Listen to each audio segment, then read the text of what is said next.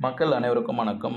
உச்சநீதிமன்றத்தில் நிலுவையில் இருந்த 69% இடஒதுக்கீட்டுக்கு எதிரான மனு முடித்து வைப்பு.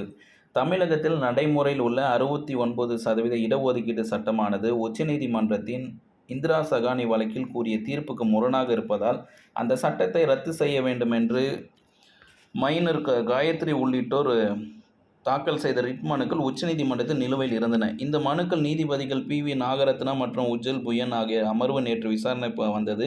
மனுதாரர்கள் தரப்பில் வழக்கறிஞர் சிவ பாலமுருகன் ஆஜராகி, தமிழ்நாட்டில் நடைமுறையில் உள்ள 69% இடஒதுக்கீடு சட்டத்துக்கு எதிரான விவகாரம் 1994ஆம் ஆண்டிலிருந்து நிலுவையில் இருந்து வருகிறது.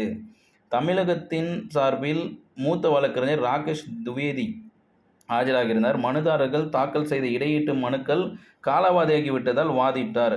அதாவது காலாவதி ஆயிடுச்சு. யார் பெட்டிஷன்ஸே காலாவதி ஆகலை. பெட்டிஷன்ஸ் என்ன ஆகிட்டாங்கன்னா, அவங்க எதுக்காக கேட்டாங்களோ அதான் மருத்துவ படிப்பை முடிச்சிட்டாங்க.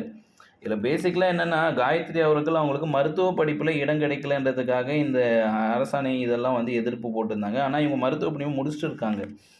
அப்போது நீதிபதிகள் என்ன கேட்டிருக்காங்கன்னா, மனுதாரர்கள் மருத்துவ படிப்பை நிறைவு செய்து விட்டார்களா அப்படின்னு கேள்வி கேட்டிருக்காரு. இதற்கு நிறைவு செய்து விட்டார்கள் என்று மனுதாரர்கள் தரப்பில் பதில் தெரிவித்தோடனே நீதிபதிகள் என்ன சொல்லியிருக்காங்க, இந்த விவகாரத்தை முடித்து விடலாம். இவை பொதுநல மனுக்கள் அல்ல, தன்னல மனுக்கள். இவற்றை தொடர்ந்து முன்னேற்க முகாந்திரம் இல்லை என்று ரிட் மனுக்களை முடித்து வைத்தார். அப்போது 69% இடஒதுக்கீட்டை எதிராக இருந்த வழக்கு 1994 இருக்குது. அப்போ நீங்கள் பாருங்கள், அங்கே ஒரு 6 வருஷம், இங்கே ஒரு 6 வருஷம், 12 வருஷம் கழித்து இந்த வழக்கை க்ளோஸ் பண்ணியிருக்காங்க. ஏன்னா மனுதாரர் மருத்துவ படிப்புக்காக கேட்ட இந்த வழக்கு அவங்க மருத்துவ படிப்பை முடிச்சிட்டாங்க. இதுக்கப்புறம் நீதி கொடுத்து அவங்களுக்கு ஒன்றும் ஃபேவராக போகிறது கிடையாது. அப்போ இது பொதுநல மனுக்கள் கிடையாது, இது தன்னல மனு என்ற அடிப்படையில் இந்த வழக்கை முடித்து வச்சுட்டாங்க. மீண்டும் முக்கியமான அப்டேட் இந்த சேனலில் உங்களுக்கு கிடைக்கணும்னா, உங்களுக்கு எது தொடர்பான அப்டேட் வேணுன்றதை கமெண்ட்டில் பதிவு பண்ணுங்க. அது தொடர்பான அப்டேட்ஸை நான் தேடி கண்டுபிடிச்சி உங்களுக்கு கொடுக்குறது. ஆயிஷாவின் தீர விசாரிப்பது மை. இந்த வீடியோ மற்றவங்களுக்கும் ஷேர் பண்ணிவிடுங்க. சப்ஸ்கிரைப் பண்ணாமல் பார்க்குறவங்க சப்ஸ்கிரைப் பண்ணிக்கோங்க.